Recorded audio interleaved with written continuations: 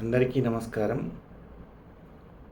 ఈరోజు టాపిక్ మనం పర్యావరణ పరిరక్షణ రెండో వీడియో చేయడం జరుగుతుంది. ఈ వీడియోలో పోయే ముందు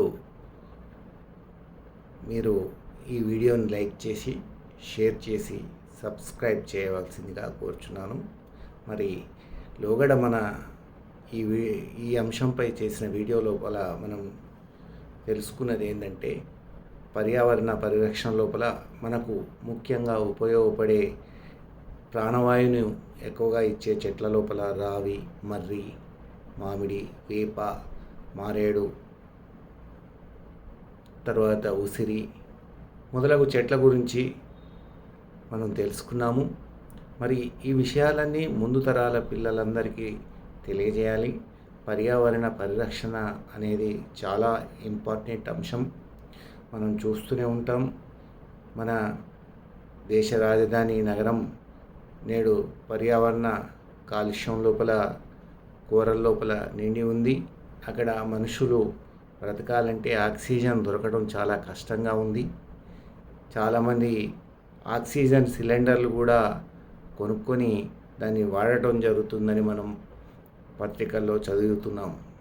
కాబట్టి ఈ పర్యావరణ పరిరక్షణకు ఈ ఆక్సిజన్, మన ప్రాణవాయువు లభించాలి అంటే దీనిపై మన ముందు తరాల పిల్లలకు, విద్యార్థులకు మంచి అవగాహన కల్పిస్తే తప్ప మనకు మిగతా నగరాలకు ఇటువంటి పరిస్థితి రాకుండా మనం పర్యావరణ సమతుల్యత, పర్యావరణ పరిరక్షణ చేసిన వాళ్ళం అవుతాం. ఈరోజు ఢిల్లీ నగరాన్నే తీసుకోండి. మరి అక్కడ కాలుష్య వల్ల ప్రాణవాయువు సిలిండరు, ఒక్క సిలిండర్కి 700 చొప్పున నెలకు ఒక మనిషికి 3 సిలిండర్లు అవసరం పడతాయి.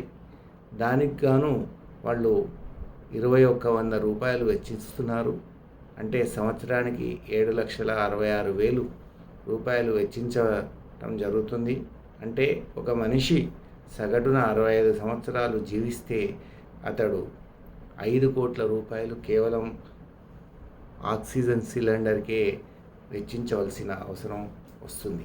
ఆ అవసరం మిగతా నగరాలకు రాకుండా ముందు తరాల భావి భారత ఆవనికి ఇటువంటి పరిస్థితులు రాకుండా ఉండాలంటే పర్యావరణ పరిరక్షణ అనే అంశం మీద విద్యార్థుల్లో, పిల్లల లోపల, ముందు తరాల పిల్లల లోపల విస్తృతంగా ప్రచారం చేసి ఇటువంటి ఏది మనకు నిత్య జీవితంలో ఉపయోగపడే చెట్లను పెంచే ఆవశ్యకత గురించి చెప్పాలి. అంతేకాకుండా పర్యావరణ పరిరక్షణ లోపల మనం ప్లాస్టిక్ సంచులను కానీ, తర్వాత ప్లాస్టిక్ వస్తువులను కానీ, ప్లాస్టిక్ గ్లాసులు, నీళ్ళ గ్లాసులు, టీ గ్లాసులు, అదేవిధంగా కెమికల్స్తోని తయారు చేసిన విస్తరాకులు, ఇటువంటివన్నీ మనము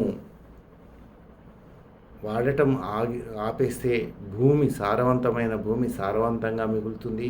భూమి లోపల ఉన్న నీటి మట్టాలు కూడా తరగకుండా మనకు వ్యవసాయానికి, మంచినీటికి, ఇతరత్ర పనులకు మనకు ఉపయోగపడటానికి అది ఉపయుక్తమవుతుంది.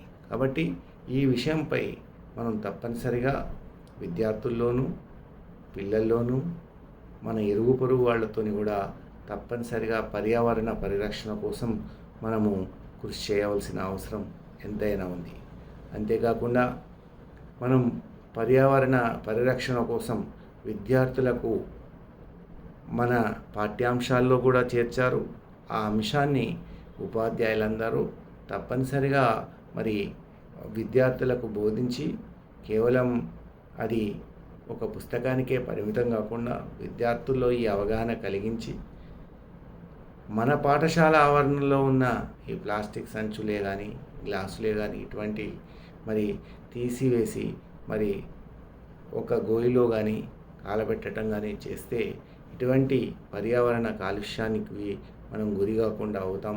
కాబట్టి ఈ అంశంపై అందరం మనం ఒక యుద్ధ ప్రాతిపదికంగా మన ముందు తరాల వారి యొక్క బాగోగుల గురించి కృషి చేస్తూ ఈ అంశంపై మనం అందరం ఒక కంకణం కడుతూ పర్యావరణ పరిరక్షణకు పర్యావరణ సమతుల్యతకు మనం కట్టుబడి ఉండాలని కోరుకుంటూ ధన్యవాదాలు.